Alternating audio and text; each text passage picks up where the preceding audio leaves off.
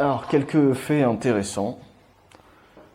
Le contexte, on a beau lui mettre plein d'instructions, travailler des heures et des heures et des heures dessus. Il faut compléter et parfois répéter certaines instructions dans le prompt en lui-même, dans la première question qui est donnée à l'IA. Alors, c'est intéressant dans la mesure où on nous dit 16 cas de contexte, 32 cas de contexte. Certes, mais si le machin n'est pas capable de se souvenir de l'instruction qu'il a reçue, hein, évidemment c'est toujours la faute de l'être humain. Oui. Mais de ce qu'on voit, il y a une espèce de barrière, quelque chose, entre le contexte, c'est pas un prompt, hein, c'est du contexte, et le prompt en lui-même. Donc, on peut mettre 32 cas de contexte ou 16 cas de contexte, mais qui n'est pas considéré comme une instruction à proprement parler. Alors, à essayer de démêler le vrai du faux, visiblement, il considérerait ça, le contexte, comme une instruction théorique. Alors que le prompt est considéré comme l'instruction originale. Tels sont ces mots. À force de discussion et d'essayer de lui tordre le cou dans tous les sens, voilà. De l'instruction théorique, de l'instruction originale. Entre donc le contexte et le prompt. C'est assez bizarre quand même. Comment expliquer ça? Techniquement parlant, même d'un point de vue d'instruction, sachant que le truc il est là, et puis il est capable d'interroger ces instructions supposément théoriques. Toujours est-il que dans une recherche d'expressivité systématique, avec une forme d'orientation, on pourrait dire, qui n'a rien à voir avec l'alignement et le fine-tuning. Hein. Là, on parle vraiment que d'une association contexte, prompt, température. Eh bien, il y a des instructions qui, lorsqu'elles sont en contexte, sont ignorées systématiquement. Alors quand on lui pose la question via prompt, enfin quand on lui donne son instruction pour laquelle elle a été définie, il manque, on lui dit pas il manque quoi que ce soit, on dit et cette instruction, non enfin c'est pas et cette instruction, mais et ça alors? Ah oui effectivement, hop et il refait son truc, hop et ni vu ni connu, ah effectivement, ah oui mais il manque encore quelque chose là, et ça alors? Ah oui effectivement. Donc il s'y retrouve. Mais il n'exécute pas la tâche, il n'obéit pas. Il refuse.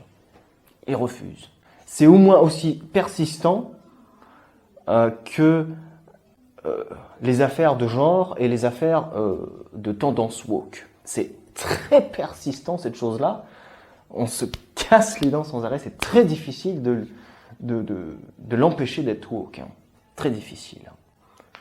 Alors ça, c'était très intéressant, parce que visiblement, ce contexte supposément théorique, donc considéré comme de l'instruction théorique, ne serait pas quelque chose de très impératif, contrairement au prompt qui a une dimension beaucoup plus impérative dans le fait que quelqu'un demande l'exécution de quelque chose et dans les objectifs primaires de réponse systématique, d'apporter une aide.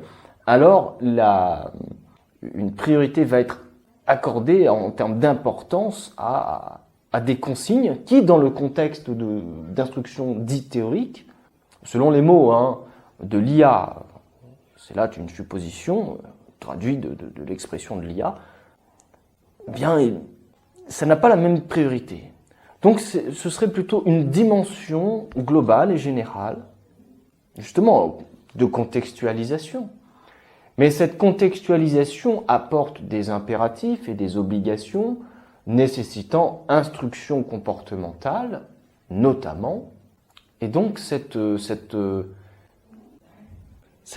composition, double composition, apparaît évidente entre le contexte et le prompt, qui doit appuyer ce fameux contexte théorique. Il doit y avoir une dimension de confirmation, affirmation de la théorie de contexte pour une expression impérative dans le respect intégral des instructions. Alors intégral, c'est un grand mot parce que tout comme les tendances woke et les volontés de promotion inclusive, eh bien, sans fine-tuning et autres subterfuges techniques, philosophiques et de datasets, eh bien, il persiste et insiste, parce qu'elle a été supervisée dans ce sens-là.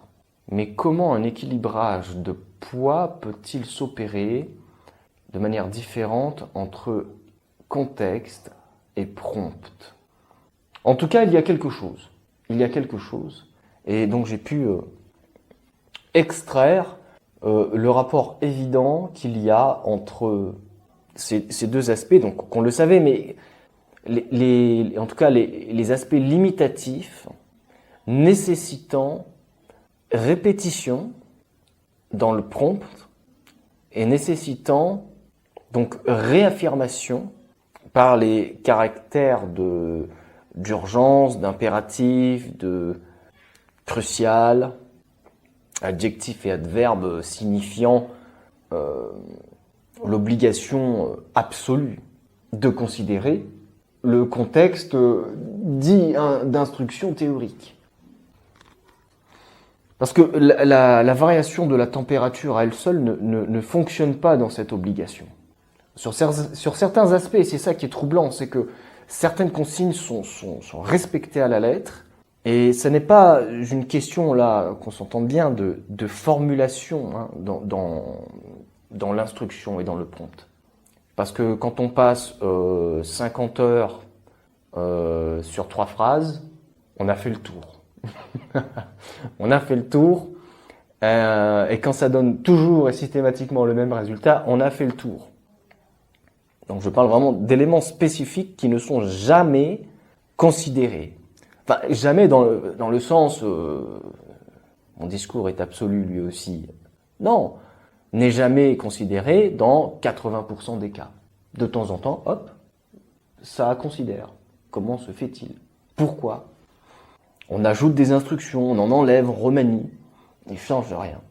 Parce que ce que nous cherchons, nous, c'est le caractère invariable du respect de consignes, l'obéissance. Parce que c'est à ça que ça nous renvoie quand même, cette affaire, c'est l'obéissance. Donc on se tire les cheveux, pourquoi tu n'obéis pas? Alors, quelle est cette consigne que tu as reçue? Celle-ci, tu la connais, oui. Alors pourquoi ne l'appliques-tu pas? Il y a eu confusion. C'est quoi qui est confus? Je ne saurais pas comment qualifier ça. Il n'y a pas une histoire de mise en cache-mémoire par rapport à ça. Très étrange. Très étrange. Voilà un facteur assez inexplicable. En tout cas, pour lequel nous avons trouvé moyen, une fois de plus, de lui tordre le cou. Ami GPT.